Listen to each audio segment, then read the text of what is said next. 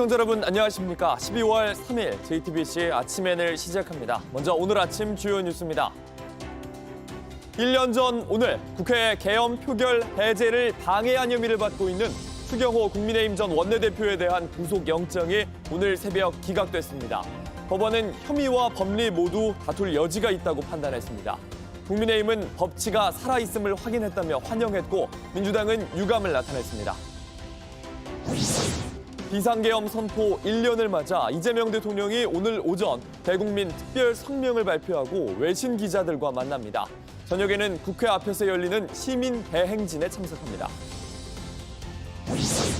728조 원 규모의 이재명 정부 첫 예산안이 국회 본회의를 통과했습니다. 법정 시한을 지킨 건 5년 만입니다.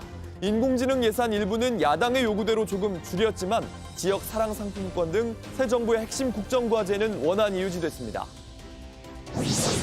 매서운 칼바람에 올겨울 최강추위가 찾아왔습니다. 오늘 아침 서울이 영하 8도, 체감온도는 영하 12도까지 떨어졌습니다. 서해안에는 내일까지 최대 10cm의 많은 눈이 내릴 걸로 보입니다. 1년 전 오늘 대한민국 현대사에 잊기 어려운 사건이 일어났습니다. 12월 3일 대통령이 발표한 비상계엄을 국회는 약 3시간 만에 해제했습니다. 당시 국회의 계엄 해제 표결을 방해한 혐의를 받고 있는 추경호 국민의힘 의원에 대한 구속영장이 오늘 새벽 기각됐습니다. 법원은 혐의와 법리에 대해 다툴 여지가 있다고 판단했습니다. 송지혜 기자입니다. 서울중앙지법이 오늘 새벽 추경호 의원에 대한 구속영장을 기각했습니다. 재판부는 혐의 및 법리에 대해 다툼의 여지가 있어 면밀하고 충실한 법정 공방을 거친 뒤 그에 합당한 판단 및 처벌을 하는 게 타당하다고 봤습니다. 이를 위해 피의자가 불구속 상태에서 변호인의 조력을 받으며 방어권을 행사할 필요가 있다는 겁니다. 피의자의 경력 등을 볼 때 도망 및 증거인멸 우려가 있다고 보기 어렵다고도 했습니다. 내란 특검은 지난달 추 의원에 대해 내란 중요 임무 종사 혐의로 구속영장을 청구했습니다. 지난해 비상계엄 당일 당시 국민의힘 원내대표였던 추 의원이 의원총회 장소를 계속 바꾼 행위는 결국 계엄 해제 표결을 방해하려는 의도에서 비롯된 것이란 게 특검의 판단이었습니다. 줄곧 혐의를 반박해온 추 의원은 서울구치소를 나서며 정치 탄압이라고 주장했습니다.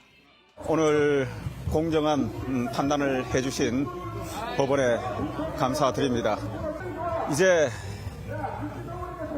정권에서는 정치 탄압, 야당 탄압 중단하고 민생을 지키고 미래를 키우는 일에 집중해 주시면 고맙겠습니다. 국민의힘 지도부도 즉각 환영했습니다. 오늘 추경호 원내대표 구속영장 기각으로 대한민국의 법치가 살아있음을 확인했습니다. 더불어민주당은 법원의 비상식적인 결정에 깊은 유감을 표한다며 내란 청산과 헌정 회복이라는 국민의 명령을 이행하기 위한 개혁에 박차를 가하겠다고 밝혔습니다. 내란 특검의 수사 기한은 오는 14일까지로 12일 남았습니다. 특검은 앞으로 남은 수사 기한 내 추 의원을 재판에 넘기는 데 수사력을 집중할 걸로 예상됩니다. JTBC 송재입니다. 윤석열 전 대통령은 대체 왜 비상계엄을 일으켰는가? 아직 중요한 진실이 남았습니다. 계엄 전 윤 전 대통령 부부는 김건희 씨를 향한 검찰의 수사를 앞두고 바쁘게 움직였습니다. 검찰이 김 씨를 무혐의 처리한 배경에 외압은 없었는지 어제 김건희 특검은 김건희 봐주기 수사 의혹에 대해 강제 수사에 나섰습니다. 박현주 기자입니다. 광화문에 있는 김건희 특검이 서초동에 있는 내란 특검의 수사관을 보내 압수수색 영장을 집행했습니다. 김건희 씨가 박성재 전 법무부 장관에게 보낸 텔레그램을 확보하기 위해서입니다. 지난해 5월 5일 대통령 배우자는 법무부 장관에게 자신의 수사를 물었습니다. 김혜경, 김정숙 수사는 어떻게 되느냐고 물었고 김명수 대법원장 수사는 왜 2년째 진행이 안 되냐며 법무부 장관을 지휘하는 듯한 메시지를 보냈습니다. 이 시기는 검찰총장이 김건희 씨 명품백 사건을 신속히 처리하라며 서울중앙지검에 전담수사팀 구성을 지시하던 때였습니다. 하지만 김건희 씨 텔레그램 8일 후인 5월 13일 수사 지휘 라인이 모두 교체됐습니다. 어제 단행된 검사장 인사는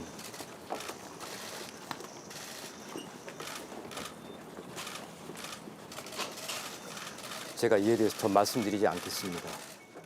메시지는 계속 이어집니다.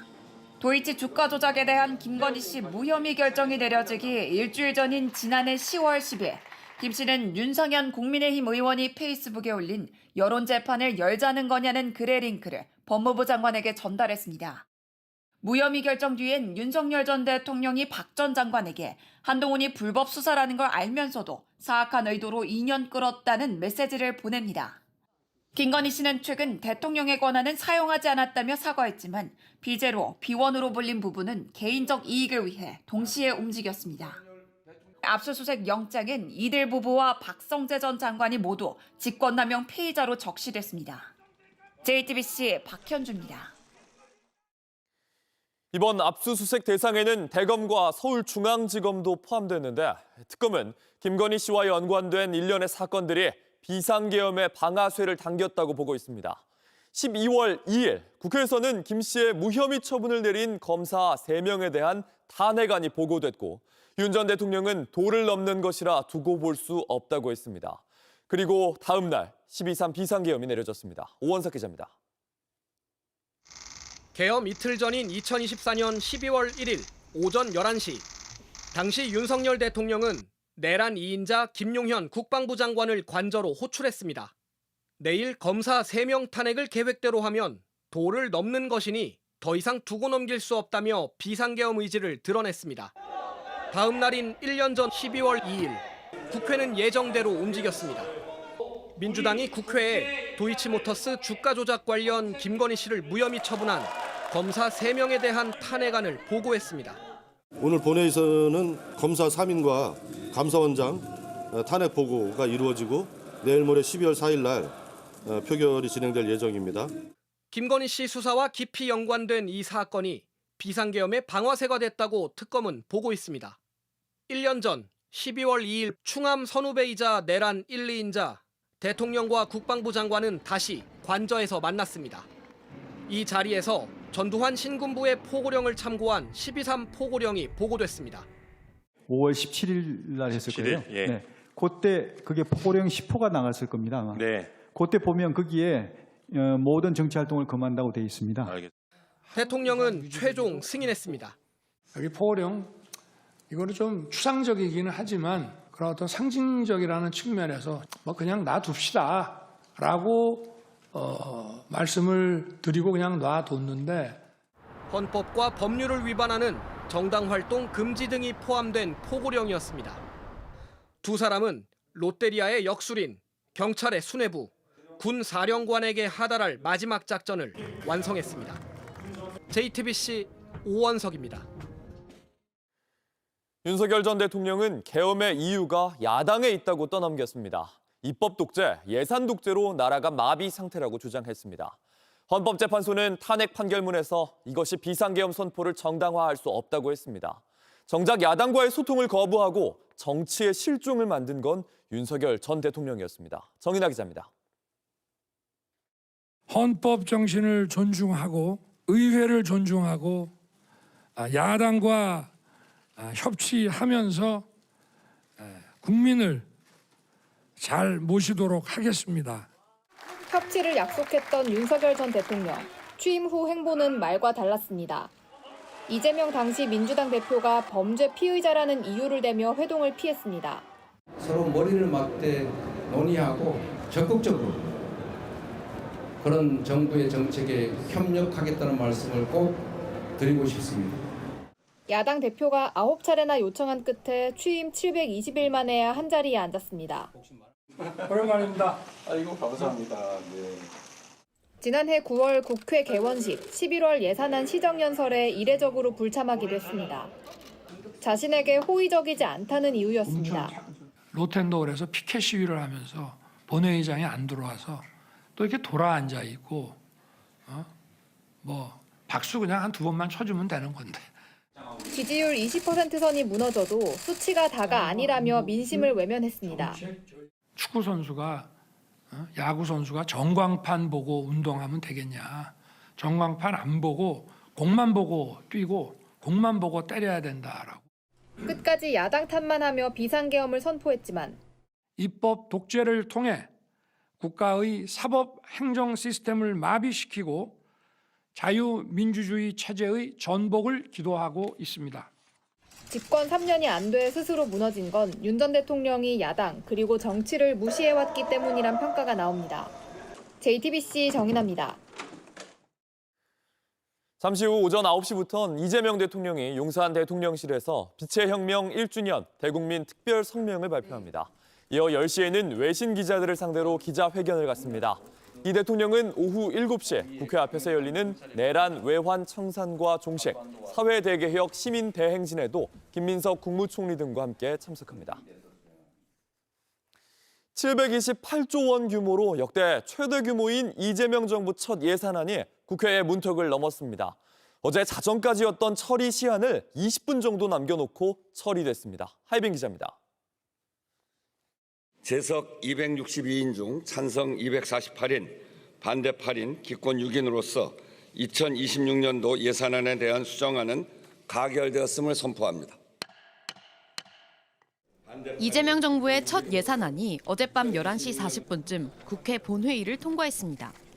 법으로 정한 처리 시한인 이달 2일 자정을 20여 분 앞둔 시각입니다. 정부 예산안이 시한 내 처리된 건 지난 2020년 이후 5년 만입니다. 여야 갈등이 심한 상황에서도 대화를 통해 서로 양보하며 합의에 도달했습니다. 앞으로 필요한 민생과 개혁 과제에서도 여야 협력의 길을 열어가는 출발점이 되기를 기대합니다. 앞서 여야는 그제 자정쯤 원내대표 협상을 거쳐 예산안에 최종 합의했습니다. 국민의힘은 민주당의 수적 우위를 내세운 일방 처리 협박에 굴하지 않았다면서도 민생을 위해 양보를 감수했다고 강조했습니다. 민주당 역시 민생 회복과 미래 성장 기반 구축 재원을 균형 있게 담았다고 의미를 부여하면서 집행 과정까지 꼼꼼히 챙기겠다고 했습니다. 올해보다 8%가량 늘어난 내년도 예산안은 총 728조 원에 달하는데 역대 최대 규모입니다. AI와 정책펀드, 예비비 등에서 야당 요구대로 일부 감액이 있었지만 지역사랑 상품권이나 국민성장펀드 등 새 정부의 핵심 국정과제 관련 항목은 원안대로 통과됐습니다. 이 밖에 대통령실 운영비를 1억 원가량 깎았고 한미 관세 협상 결과에 따른 대미 투자 지원 정책 패키지도 일부 삭감해 1조 1,000억 원 수준으로 확정됐습니다. JTBC 하혜비입니다. 온라인에서 화제가 된 뉴스, 화제가 될 뉴스를 골라 전해드립니다. 아침엔 소셜픽입니다. 쿠팡 임원들이 개인정보 유출 이후 수십억 원대 주식을 판 걸로 확인됐습니다. 김범석 쿠팡 의장이 사태를 책임져야 한다는 목소리도 나오고 있습니다. 지난달 10일 쿠팡은 미국 증권거래위원회에 거랍 아난드 최고 재무책임자가 약 32억 원 가치의 쿠팡 주식 75,350주를 매도한다고 신고했습니다. 지난달 17일에는 프라남 콜라리 전 부사장의 27,388주를 매도했다고도 신고했습니다. 프라남 콜라리 전 부사장은 사임한 이후였지만 두 전현직 임원이 수십억 원대 주식을 매도한 시점 개인정보 유출이 벌어진 11월 6일 이후인 겁니다. 쿠팡이 해킹 사실을 알게 됐다고 밝힌 건 11월 18일입니다. 하지만 민감한 시기에 거래라는 논란을 피하기는 어려워 보입니다. 어제 국회 과방위 현안 질의에선 김범석 의장이 직접 사과해야 한다는 지적이 나왔습니다. 김범수 의장이 직접 사과할 의향은 없나요? 지금 한국 법인에서 벌어진 일이고 제 책임하였기 때문에 제가 다시 한번 사과 말씀을 드리고 싶습니다. 한편 쿠팡 사이트에 사과문이 올라와 있던 자리가 광고 배너로 교체되면서 논란이 일기도 했습니다. 미국에선 사이버 보안 관련 사고 이후 4영업일 내에 공시를 해야 하는데요. 아직 쿠팡은 관련 공시하지 않은 상태입니다. 다카이치 사나의 일본 총리가 투자 포럼에서 일본 애니메이션의 대사를 인용했습니다. 거침없는 발언이었습니다. 日本の漫画アニメが非常に人気だと伺いました。キャプテン翼、ワンピース、鬼滅の刃など、ありますけれども、本日は進撃の巨人の有名なセリフを借りて私のスピーチの結びといたします。Just shut your mouth and invest everything in me. 지난 1일 사우디아라비아의 주도로 일본 도쿄에서 열린 퓨처 인베스트먼트 이니셔티브 행사에서 한 발언입니다. 일본 애니메이션 진격의 거인의 이 대사를 빌려온 건데요. この腰抜けどもめ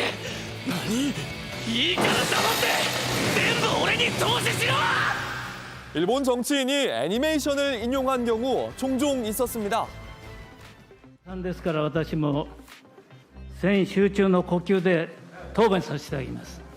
5년 전 스가 당시 총리의 국회에서 애니메이션 귀멸의 칼날의 대사를 인용한 건데요. 하지만 이 당시가 코로나19가 유행하던 시점이어서 너무 장난스러워 보인다는 지적도 있었습니다. 이번 다카이치 총리의 발언도 거침이 없다, 센스가 있다 이런 반응도 있지만 공식 석상에선 적절하지 않은 말이었다는 비판도 뒤따릅니다. 트럼프 행정부 정책을 홍보하기 위해 소셜미디어를 적극적으로 활용합니다. 그런데 백악관이 올린 한 영상을 팝스타 사브리나 카펜터가 강하게 비난했습니다. 현지 시간 2일 미국 백악관 공식 계정이 소셜미디어에 올린 영상입니다. 이민 단속국이 이민자를 체포하는 순간과 함께 사브리나 카펜터의 노래 주노의 가사를 연결지었습니다. 이 노래의 주인은 강하게 분노했습니다.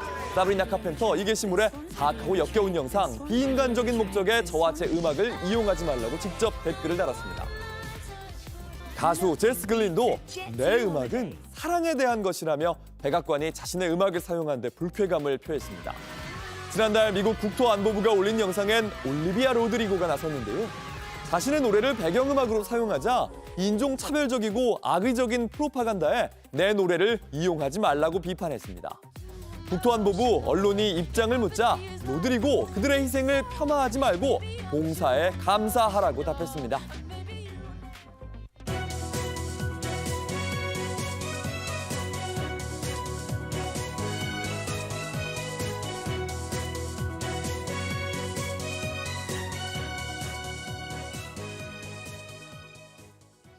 이재명 대통령도 국무회의에서 쿠팡의 개인정보 유출을 강도 높게 비판했습니다. 이 정도인가 싶다면서 과징금 강화와 징벌적 손해배상도 언급했습니다.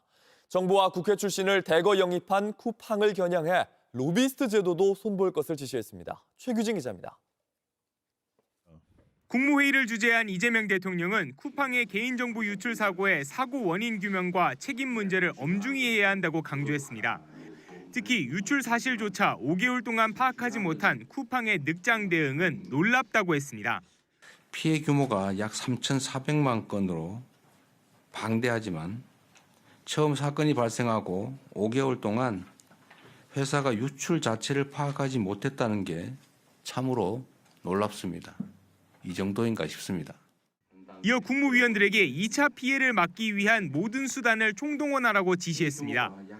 해외 사례를 참고해 과징금 강화와 징벌적 손해배상 제도 현실화 등 제재 방안을 마련해달라고 했습니다. 개인정보 보호를 소홀히 해온 잘못된 관행과 인식을 이번 기회에 바로잡아야 한다고 못 박은 겁니다. 이 대통령은 로비스트 제도도 들여다보라고 했는데 쿠팡의 거대 대관 조직을 지적한 걸로 보입니다. 공무원들 공적 역할에 대해서 무슨 로비스트 고용해가지고 이렇게 로비하는 거 이게 미국이나 이런 데는 딱 규제를 하는데 신고하게 하고 규제를 하는데 우리는 지금 그거 없이 마구 저지르고 있잖아요. 쿠팡은 올해만 정부, 국회 출신 18명을 영입해 문제 개선보다 로비로 비판을 틀어막는 데 집중했다는 비판이 나왔습니다. 정성호 법무부 장관은 등록한 로비스트만 활동하도록 하고 규제하는 제도가 필요하다며 입법을 준비하겠다고 했습니다. JTBC 최규진입니다. 최근 백악관 인근에서 벌어진 총격 사건의 용의자 아프가니스탄 출신의 이민자로 밝혀졌습니다. 트럼프 대통령은 제3세계 출신 이민자들을 향해 거친 발언을 쏟아내고 있는데 초강경 이민 정책이 전체 이민자에게까지 확대되고 있습니다. 로스앤젤레스 홍지은 특파원입니다. 트럼프 행정부의 반이민 기조가 심상치 않습니다. We're going to go the wrong way if we keep taking in garbage into our country. But when they come from hell and they complain and do nothing but bitch, we don't want them in our country. 미네소타주의 소말리아계 이주민이 미국을 갈취하고 있다고 주장하며 나온 말로 제3세계 출신 이민자를 겨냥한 발언입니다. 최근 백악관 인근에서 아프가니스탄 출신 망명자가 주방위군 2명에게 총격을 가해 1명이 숨지자 트럼프 행정부는 초강경 이민 정책을 밀어붙이고 있습니다. 강경 기조는 전체 이민자들로 확대되는 분위기입니다. 미 국토안보부는 입국 금지 대상국을 확대하는 방안을 검토 중입니다. 현재 우려 국가로 지정된 제3세계 19개국에서 최대 32개국까지 입국을 제한한다는 계획입니다. 망명 등 이민 심사도 더 까다로워질 것으로 보입니다.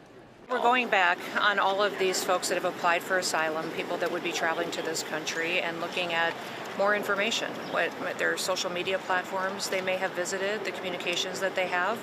한편 주 방위군 2명에게 총격을 가한 용의자 라마눌라 라콰날은 1급 살인 등의 혐의로 기소됐습니다. 라콰날은 화상으로 법정에 출석해 무죄를 주장했습니다. 체포되는 과정에서 총상을 입어 병원에서 치료 중이며 생명에는 지장이 없는 상태입니다. 범행 동기는 아직 밝혀지지 않았습니다. 로스앤젤레스에서 JTBC 홍지연입니다. 질병관리청이 세계 에이즈의 날 기념식을 열고 대국민 감염 예방 캠페인을 벌였습니다.